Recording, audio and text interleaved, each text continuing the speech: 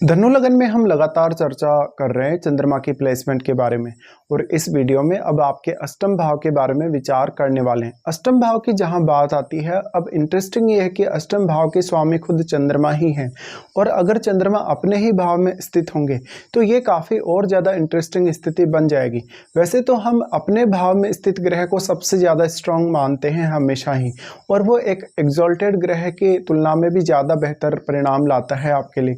लेकिन यहाँ पर चंद्रमा एक बहुत ज़्यादा सॉफ्ट प्लैनेट है, इसलिए चंद्रमा पर किसी भी अन्य ग्रह का जो प्रभाव पड़ेगा वो यहाँ सबसे ज़्यादा आपके लिए मैटर करेगा। लेकिन फिर भी चंद्रमा यहाँ आपको काफ़ी कुछ अच्छा देने वाले हैं। देखिए, इस प्रकार का चंद्रमा आपकी थिंकिंग को बहुत ज़्यादा स्ट्रॉन्ग बनाएगा किसी भी पर्टिकुलर विषय के लिए।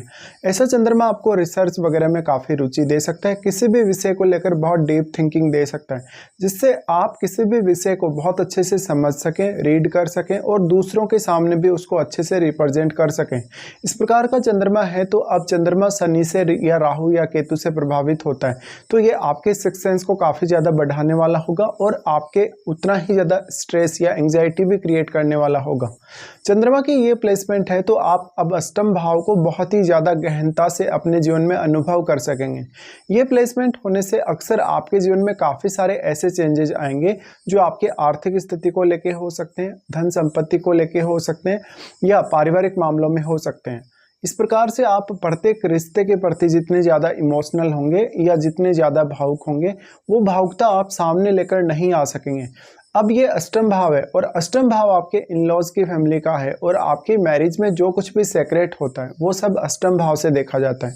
ऐसी स्थिति में आपके पार्टनर के साथ जो कुछ भी आपका चल रहा है रिलेशनशिप वगैरह में, चाहे आपको इश्यूज चल रहे हैं, चाहे विवाद चल रहा है, लड़ाई झगड़ा चल रहा है, वो सब आप कहीं ना कहीं उसको लेकर बहुत ज़्यादा चिंतित रहने वाले हो। यहाँ का चंद्रमा कहीं ना कहीं आपको कभी कभी गलत डिसीजन लेने के लिए बाध्य कर सकता है।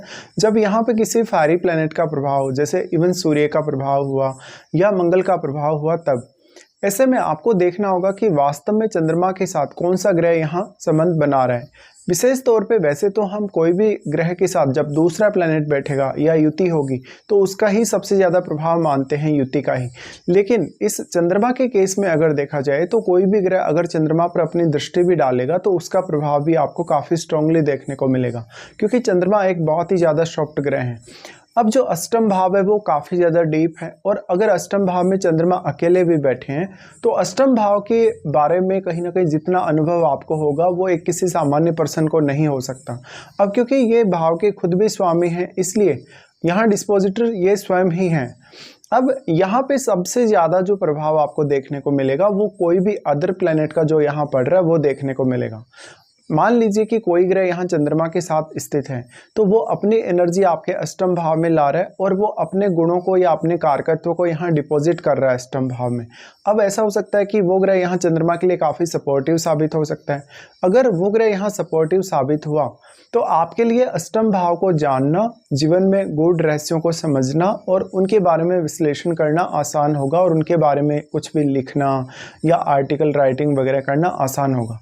कहीं ना कहीं चंद्रमा आपको आपके रिश्तों को लेके कहीं ना कहीं बहुत ज़्यादा डीप बनाते हैं। हर रिश्ते के प्रति आप बहुत ज़्यादा इमोशनल रहते हैं, लेकिन वो सारी की सारी स्थिति कभी भी सामने नहीं आ पाती।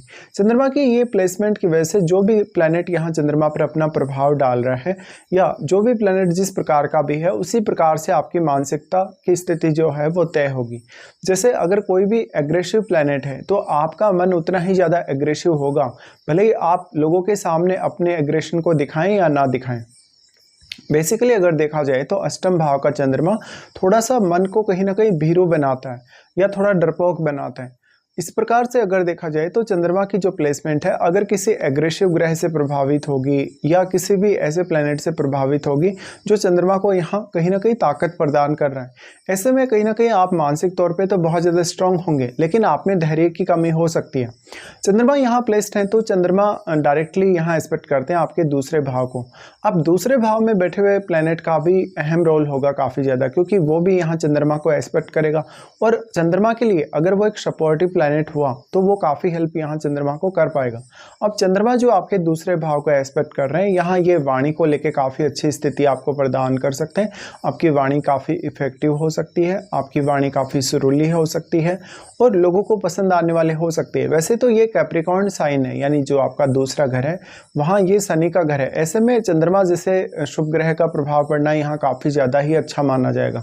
इस प्रकार का जो चंद्रमा है वो आपको आपके आर्थिक स्थिति को लेकर कहीं ना कहीं बहुत सारे आइडियाज़ देगा, बहुत सारे विकल्प प्रदान करेगा और उनमें से आप एक बेहतरीन विकल्प का अगर चयन करेंगे अपने लिए तो आर्थिक स्थिति के लिए चंद्रमा काफ़ी सपोर्टिव साबित हो सकते हैं।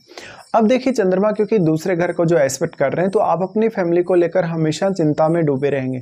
आपके पार्टनर की जो फैमिली होगी या आपके इन-लॉज की जो फैमिली होगी उसका रोल आपके आर्थिक स्थिति में, आपके रहन सहन और खान पान में काफ़ी इंपॉर्टेंट देखा जा सकता है। इसके साथ साथ जो भी प्लैनेट यहाँ चंद्रमा के साथ है आपके अष्टम भाव में, वो प्लैनेट अपने उन भावों को भी यहाँ कनेक्ट कर रहा है जिनका वो आपके चार्ट में स्वामी है। ऐसे में उन भावों से आपको यहाँ मदद मिल सकती है अष्टम भाव से जुड़े मामलों में। अगर यहाँ पे ज़्यादातर केस में अगर बृहस्पति का संबंध बनता है, अगर सूर्य का संबंध बनता है चंद्रमा के साथ तो ये आपके लिए बहुत ही ज़्यादा फेवरेबल होगा। लेकिन अदर किसी भी प्लैनेट का संबंध बनता है तो हो सकता है वो आपके लिए उतना ज़्यादा फेवरेबल ना हो। अब आपको देखना होगा कि वास्तव में आपके चार्ट में कौन कौन से ऐसे ग्रह हैं जो यहाँ चंद्रमा के साथ बैठे हैं और जो भी प्लैनेट यहाँ बैठे हैं उनके भाव आपके चार्ट में कौन कौन से हैं। क्योंकि अब आपके लिए उन भावों को एक्सप्लोर करने या उन भावों से जुड़े हुए रिश्तों में कहीं ना कहीं डील करने की अच्छी संभावनाएं आपके लिए बन जाएंगी और उन भावों से जुड़ी हुई आपकी जो क्षमता है, आपकी जो इमेजिनेशन है या जो आपकी क्रिएटिविटी है, उसके माध्यम से आपको अष्टम भाव को एक्सप्लोर करने में काफ़ी ज़्यादा मदद मिल सकती है। अब आपको देखना होगा कि वास्तव में यहाँ पे कौन कौन से ग्रहों का प्रभाव चंद्रमा पर पड़ रहा है और साथ में चंद्रमा यहाँ वास्तव में कैसे स्थिति में है, कितने स्ट्रॉन्ग स्थिति में है, तो ये सब आपको देखना चाहिए। इसके साथ साथ चंद्रमा की अगर आपको महादशा है तो ये सारे के सारे रिजल्ट्स आपको काफ़ी स्ट्रांगली देखने को मिलेंगे। बट अगर आपको चंद्रमा की महादशा नहीं है तो ऐसा भी हो सकता है कि चंद्रमा की महादशा तो मान लो आपको नहीं है लेकिन चंद्रमा पर कोई भी ग्रह ऐसा है जो बहुत स्ट्रॉन्ग प्रभाव डाल रहा है, आपको उस ग्रह की दशा हो सकती है या चंद्रमा के साथ बैठे हुए ग्रह की दशा हो सकती है।